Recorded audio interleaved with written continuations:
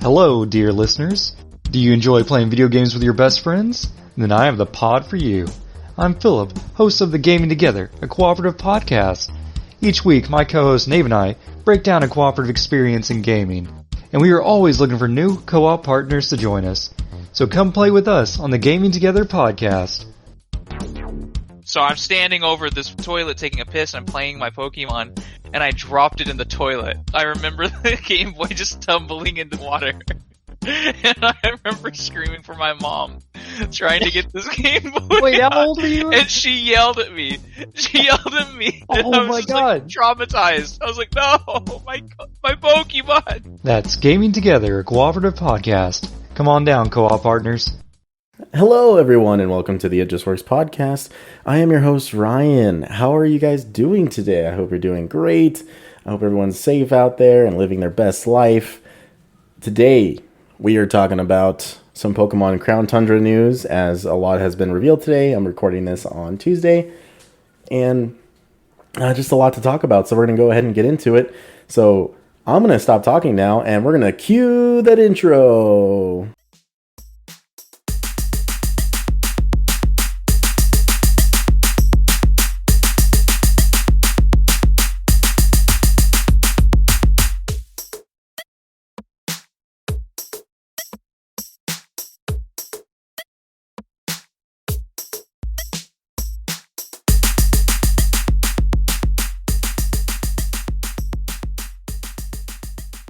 All right, everyone, welcome into the show. I hope you like the new intro. You know, me and my brother Eric, the casual gamer, are working on a lot of stuff. It's mainly him.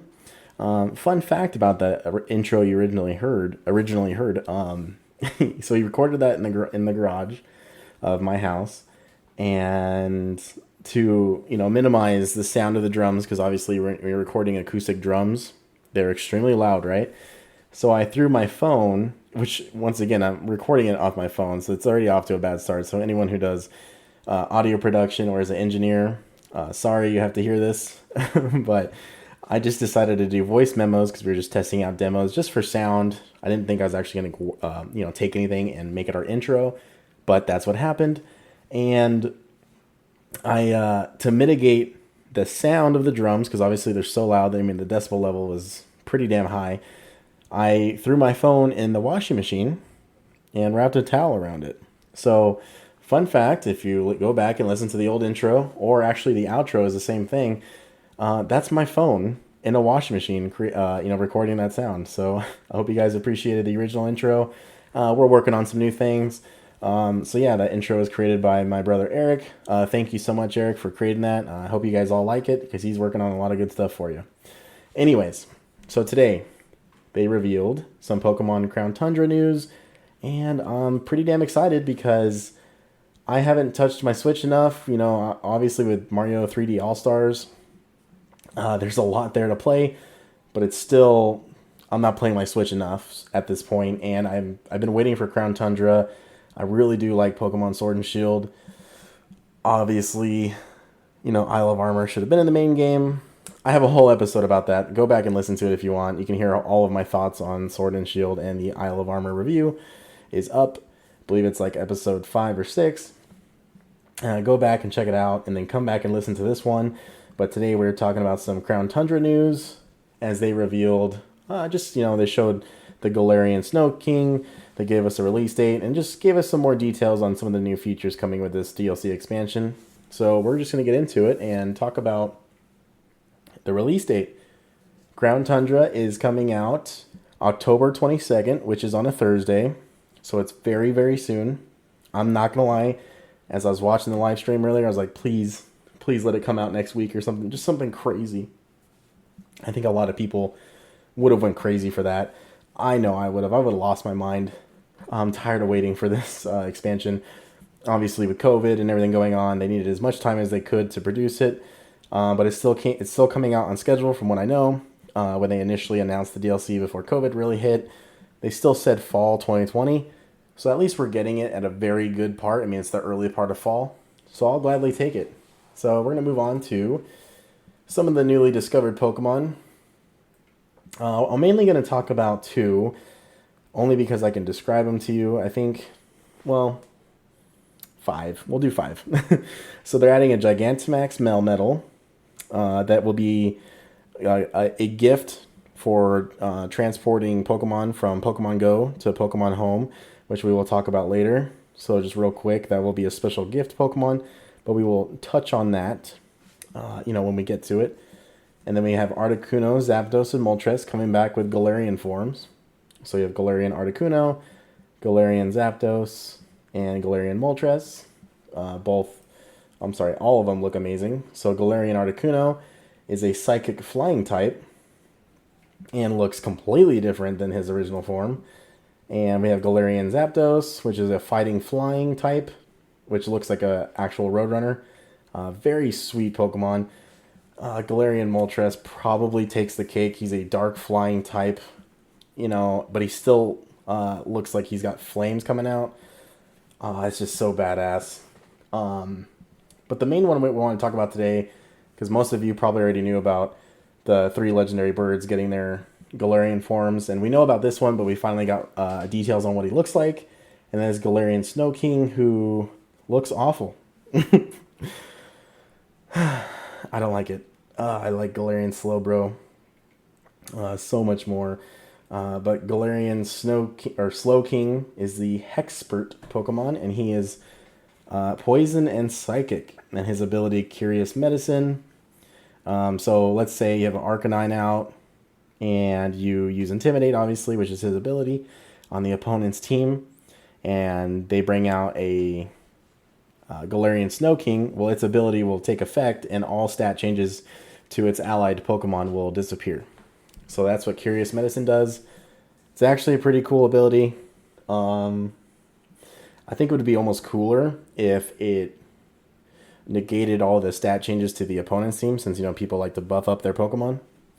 But obviously they thought the other way was better. So a brainy Shelder takes charge.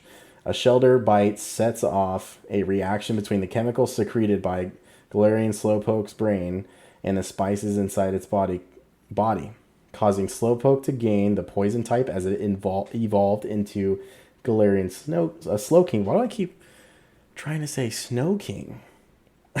Sorry about that. The Shelder's intelligence also skyrocketed, giving the Shelder psychic powers that put other psychic type Pokemon to shame. Well, I don't know about that, but we'll see. And Galarian Slowking have been observed uttering incantations in order to communicate with each other. They also appear to chant mysterious spells when using moves in battle. Exactly what these Slowking are saying has yet to fully be understood. Okay. So, I think the Pokemon looks dumb. I don't like it. It has a signature move called Eerie Spell, which I actually do like this move. Eerie Spell is a psychic type special move in which the Pokemon attacks with tremendous psychic power. If hit... Spoiler alert, some of my collectibles just fell down. So, I might have to cut that. That was really loud. If I don't, I apologize. Anyways, if hit, the opponent doesn't only take damage, it also loses 3 PP from the move it last used. So if you're using Fire Blast and you didn't max out the PP, you go from 5 to 2. So, or actually, since it will be last used, you'll go from 4 to 1. So, yikes. That's pretty good. I think that's a very good move. Obviously, depending on the Pokemon stats, we'll see how it goes. But the best way I can describe it is if you can picture Slowking for me, it's like the Shelder, or the shell that he had on his head comes all the way down, and his eyes are covered. Instead, the shell gets eyes, and he's got 2 horns on each side, and the eyes look feminine. I don't know what's going on here. I just don't like the design of it, especially when the regular Slowking was cool. Yeah, I don't know. I think you guys should take a look at it, because it does not look good. It does not look good. But we're going to move on to, I think, what I really hope is I really hope this is good. So anyways, there's new features to spice up your adventure. There's going to be more outfits you can get for your trainer. New designs have been added for league cards. You can go ahead and check those out. But one of the main new features is the Dynamax Adventures. So, in Dynamax Adventures, you'll team up with 3 other trainers to explore a Pokemon den where Dynamax Pokemon are said to lurk. Instead of your regular Pokemon team, you and your fellow trainers will choose rental Pokemon to bring along into the depths of the den. If you encounter a wild Dynamax Pokemon during your exploration, you'll need to work together with your 3 teammates in a max raid battle. If you win the battle, you'll have a chance to catch the Pokemon, and 1 trainer on the team can swap the newly caught Pokemon in for the Pokemon they had before. But if you lose the battle, you'll be ejected from the den. It's very, very interesting how they're going to go about doing this.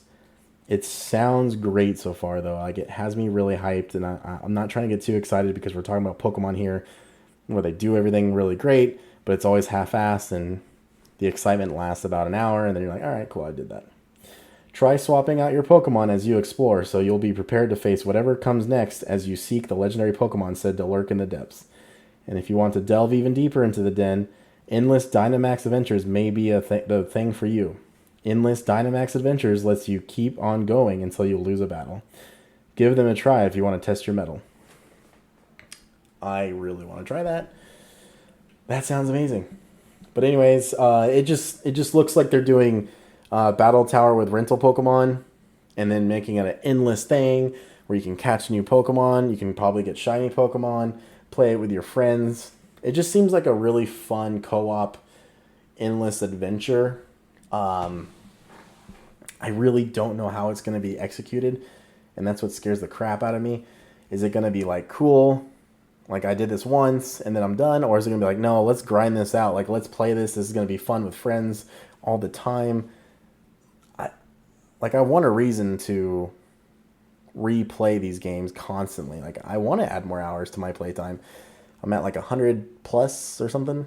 That's not enough. That doesn't make me happy. So I want to see what they do with this and how good it is. But one way to look at it, no matter what, is every legendary Pokemon from the past games are back.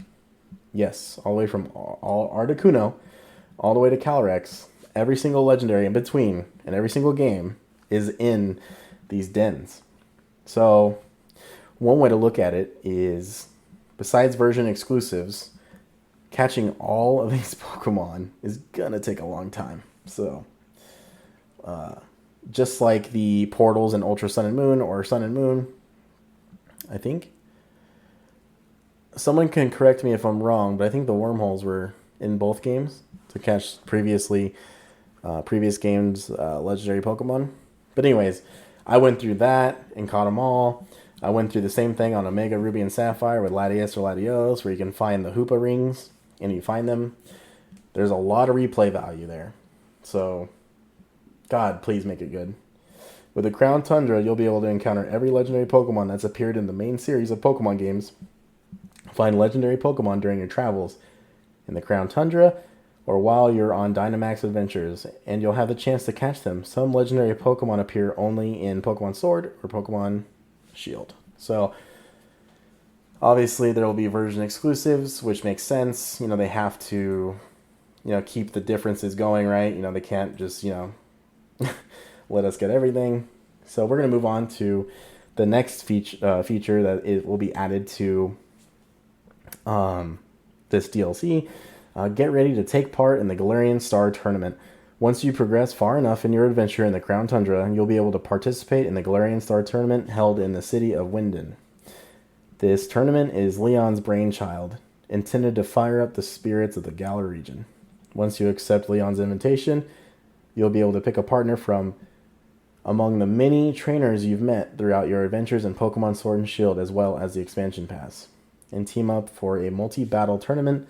Depending on who your partner and your opponents are, you may glimpse new signs of some familiar faces. So, that sounds cool. It sounds like a minimized version of the Pokemon World Tournament, where this one is just the Galar region, but you also have a partner with you. It does look very interesting. I'm excited to see how it plays out. I don't know. Maybe it's going to be a lot better than I give it credit, but we'll see. I'll definitely have to test it out and let you guys know. So one of the other things added is... I am so sorry. One second. Okay, sorry, 1 second. The ability patch is a new useful item for raising Pokemon. In the Crown Tundra, you may get new items called ability patches. They're hard to come by, but worth the effort. If you use one on a Pokemon, its ability will change to its species' hidden ability.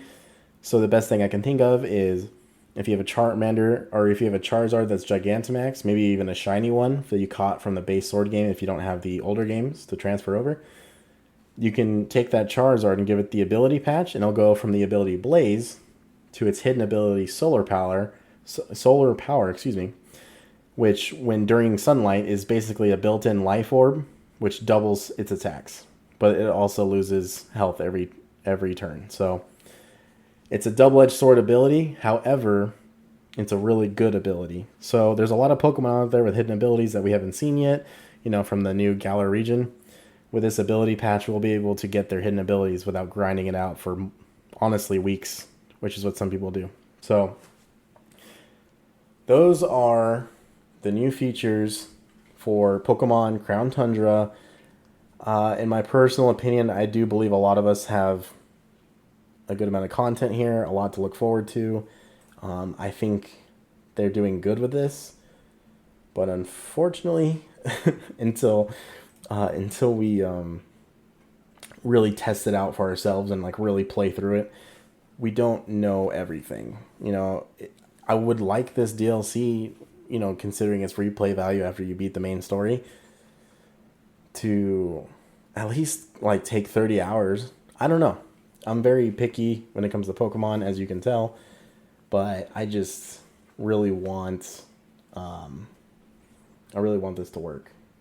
So one of the other things that will be added soon is Pokemon Home will soon have the ability to take in your Pokemon Go Pokemon. So if you guys have played on the Pokemon Go app, you will be able to transfer your Pokemon soon to Pokemon Home and then Sword and Shield. And by doing that, you'll get a special gift Melmetal that you can Gigantamax and get that new form I was telling you about earlier. So that will be the only way to receive that Melmetal as a special gift. So keep your eyes out for that. And yeah, that is pretty much it for Crown Tundra. I just wanted to talk about that real quick. I think that is great that they came out with some news, as none of us really none of us really had anything to go on with here. But also, you can look up codes on the Pokemon website, and you can get Pikachus that are wearing Ash's hats from the TV show. So keep an eye out on those codes. When they have more revealed, I'll let you know. But as of right now, you can go to the website now. Actually, I will just say this out loud. So you'll have to input codes and various media channels to claim your Pikachu. The first is available now. So if you go to Mystery Gift and put redeem with code or password, the password in all caps is right now. Just write this down if you have to, or just pause right now and do it.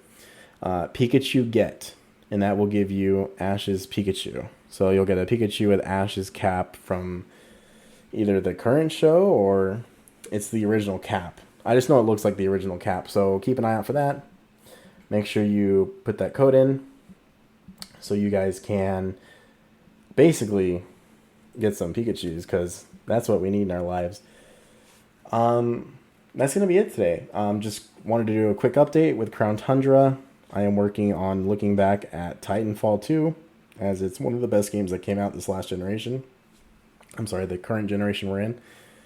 And I noticed that the Monster Hunter episode did really, really well. So the stats don't lie, everyone. You guys really like these looking back episodes. They've been a little bit tough for me lately because I have to, Titanfall 2 came out, I think 2016? No, I'm sorry, that's way wrong. 2017 or 2018? Anyways, it came out a while ago, everyone, and I haven't played the campaign in a while, so I still need to finish it. I just appreciate all of your support on all these episodes. If you haven't done so yet, and this is your first episode, go back and go through the catalog of episodes. There's probably something there for you. If you like Pokemon, there's definitely something there for you. But like I said, I noticed the Looking Back series is doing great. And up until... Well, actually, I'll probably just keep this series forever. I'll just turn it into retro reviews, or I'll just keep calling it Looking Back. But I really appreciate everyone's support with this show. You seriously don't understand how much of a smile it puts on my face. You know, when it comes to just looking at video game stuff, like I just look at where we're at with this show and how much you guys have supported it. And it really means a lot to me. So I am your host, Ryan, and I will see you guys next time. Take care.